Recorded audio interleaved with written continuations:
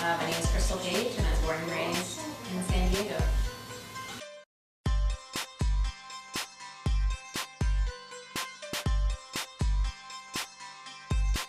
What is my profession and my major? Yes. So I majored in undergrad in both communication and theology, so I had 2 undergrad degrees, and then I went to grad school and got a Master's of Fine Arts in Film Production. And then, what field am I working in? Yes. So I work in the non-governmental organization field, so it's nonprofits and things that are adjacent that help people. So I work as a communications person, a communicator, or sometimes it's called public affairs or public relations for a labor union that serves the state.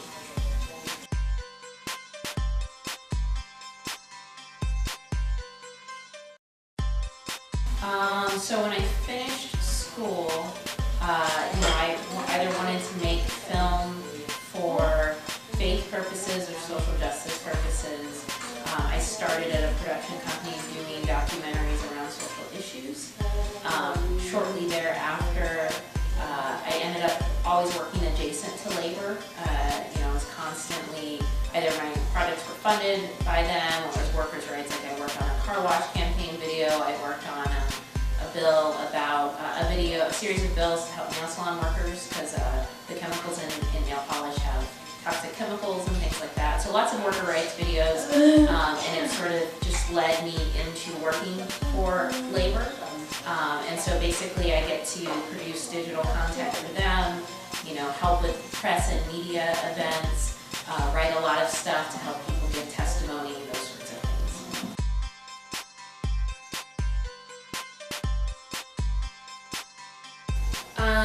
I think what's difficult is, I think with most fields you have to network, and I don't intentionally network. It's really just not my thing. If I'm working on something, it's because I care about it. So I think what's difficult is if maybe you didn't have access to the right people. Like I just was doing contracts for labor unions already, and so I just happened upon someone who respected my work and wanted to bring me in further. So I think I've always kind of been very fortunate in that I'm connected, and then you kind of fall into jobs. Really, it's been a gift to not have to worry about that. And then I guess other barriers is, sometimes I would say this was not a barrier for me because it kind of just naturally happened, but I think for some people, if you haven't worked in the social justice field, you don't know how to talk about issues. So, like say if you like I know, Thomas, you went to Occupy, so if you go to something like that, you start to learn the language, right? Like when I talk about affordable housing, it's about making sure that women and people of color and other disenfranchised groups have the right to equal and fair housing that's safe, that they're not using more than 30% of their income for. So something like that you learn over time. At first it's hard to kind of learn the language of things, and then you have to be really sensitive to different issues. So I would say if you are a person of color, if you're a woman, if you've been disenfranchised in some way, you probably can speak, you use your experience, right, to connect to the issue. If it's, for example, I used to help out occasionally on it was a Spanish monolingual campaign around immigration, and this was 2009 or 2010.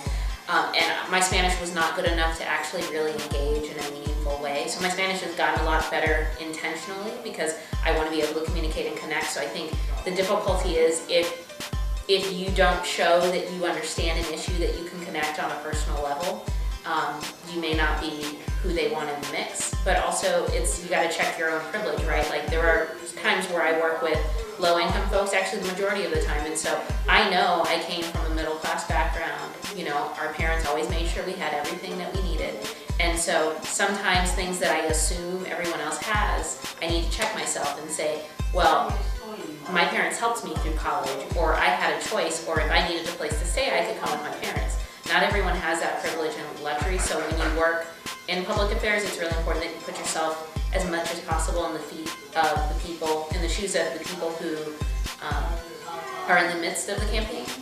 And sometimes that just means sitting down with whether it's workers or, like we did a whole minimum wage campaign, like just sitting there and understanding what tough decisions are you making and just trying to be empathetic and really listen. Like if they're telling you, this is the way I talk about the issue, you don't say, well, we need to do this. You have to just learn to listen to people.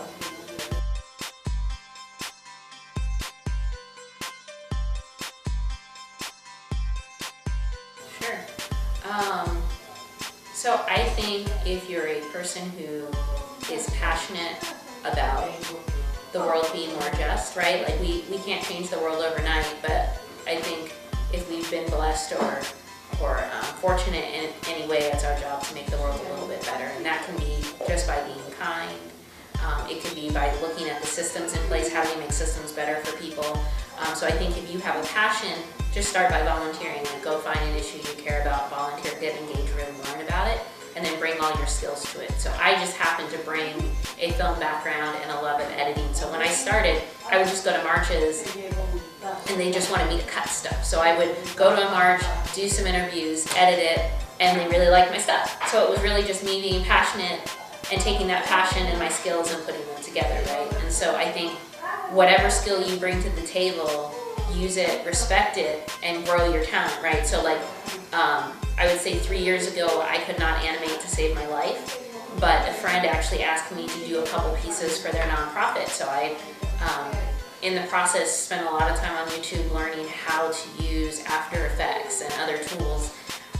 And so if you respect your growth curve, if you respect who you are, spend time investing in your gifts. I used to live in a place where the homeowner said, I